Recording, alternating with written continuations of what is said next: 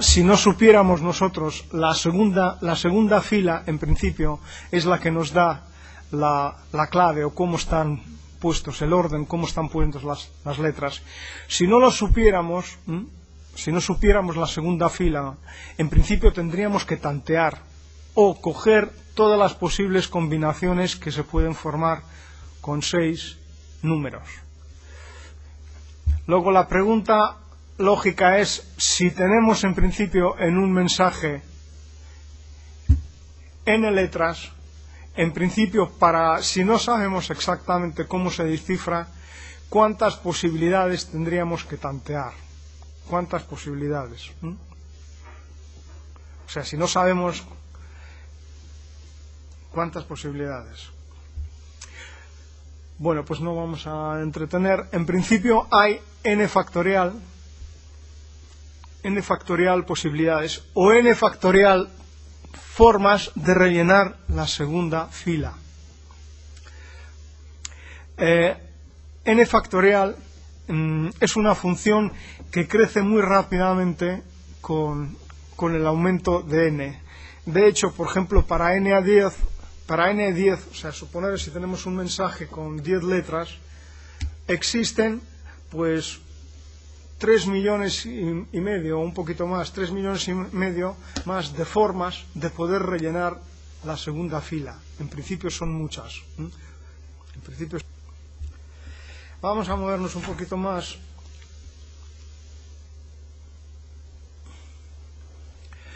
El método de transposición también se podía desarrollar utilizando figuras geométricas. Habitualmente, por figuras geométricas en la antigüedad entendían una tabla.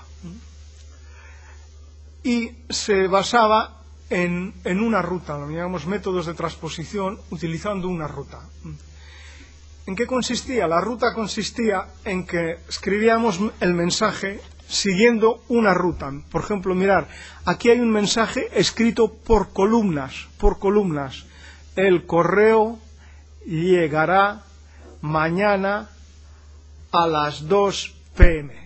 Luego, la ruta que utilizamos para escribir el mensaje es por columnas.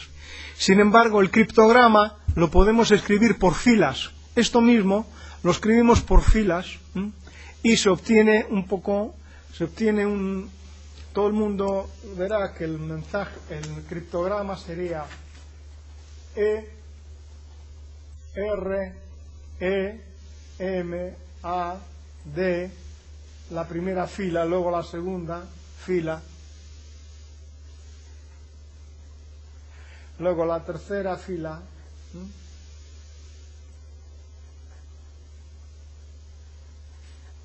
etcétera. Y esto sería el criptograma. Esto sería lo que en principio la parte cifrada del mensaje. ¿Cuál es la clave, digamos, o cuál es el misterio de esto? Pues el misterio es el saber la dimensión de la tabla que hemos utilizado para escribirlo así. Si sabemos que se escribe así, pues vemos que es una tabla de 5, por 6 me parece, 1, 2, 3, 4, 5 por 6. Esto es en principio una clave, la clave de este cifrado. Lo que pasa es que esto es un poco débil esto, ¿no? Sabiendo que se hace así, en principio se puede con facilidad recorrer. Luego lo podemos complicar un poco, este mismo cifrado lo podemos complicar un poco dando explícitamente una clave. O sea, en vez de suponer que la clave, aparte de saber qué es la dimensión de la tabla, dar una tira o una cadena de caracteres, en este caso de números, que son 7, 2, 5, 3, 4, 1, 6. Esta es nuestra clave. El mensaje, mirar, sigue estando escrito por columnas. El correo llega mañana a las 2 de la tarde. Es otro mensaje, pero está escrito por columnas. Y la clave, o mejor dicho, las cifras de la clave nos dicen el orden que vamos a poner esas columnas. Por ejemplo, la primera columna que está escrito así, la pondremos la primera. La segunda se quedará. Esto va a ser la tercera columna. O en otras palabras, vamos a reordenar las columnas de acuerdo a la clave.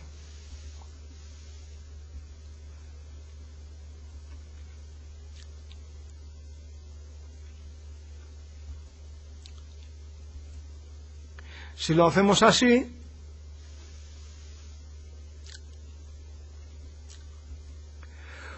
obtenemos en principio otra tabla, y esta tabla es la que vamos a leer ya por filas para formar el criptograma.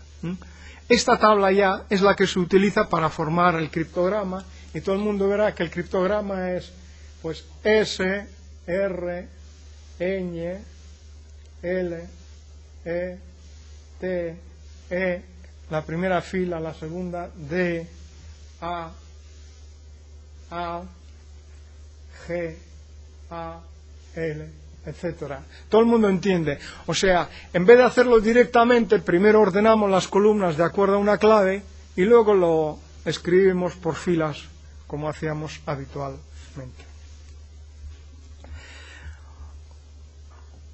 Bueno, pues esta es la tabla que se transmite, no la tabla que se utilice para formar el criptograma.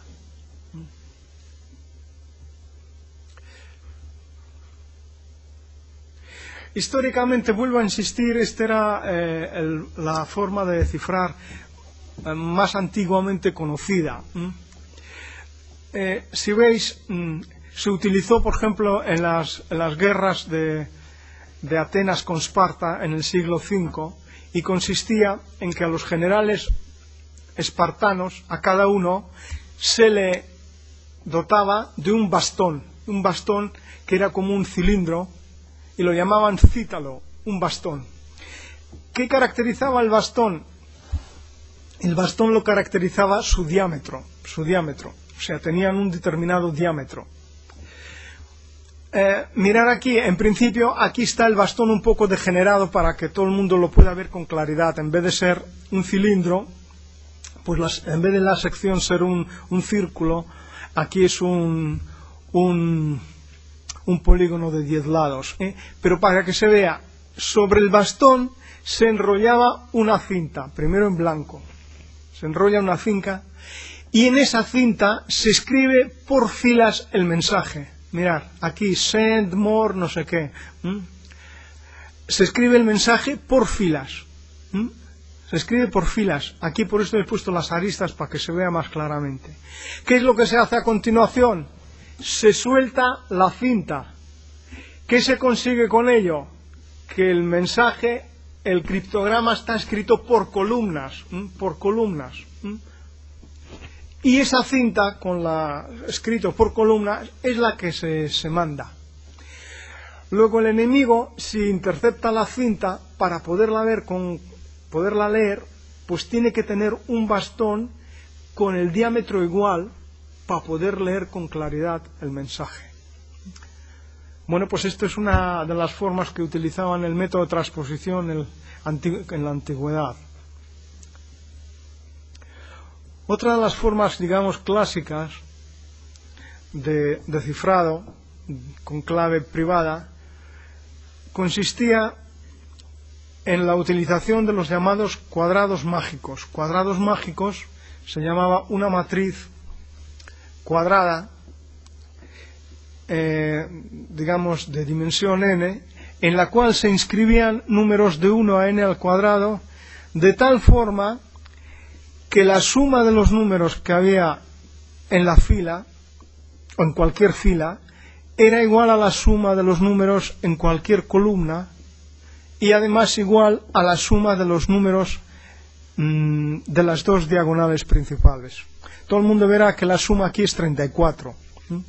Y esto es un cuadrado mágico de dimensión 4 por 4. Luego aquí tenemos 16 números, o en otras palabras podemos cifrar un mensaje con 16 letras. ¿De qué forma? Pues colocando las letras del mensaje de acuerdo a los números que aquí pone. Por ejemplo, la primera letra del mensaje la pondríamos en la posición que señala el 1. La segunda letra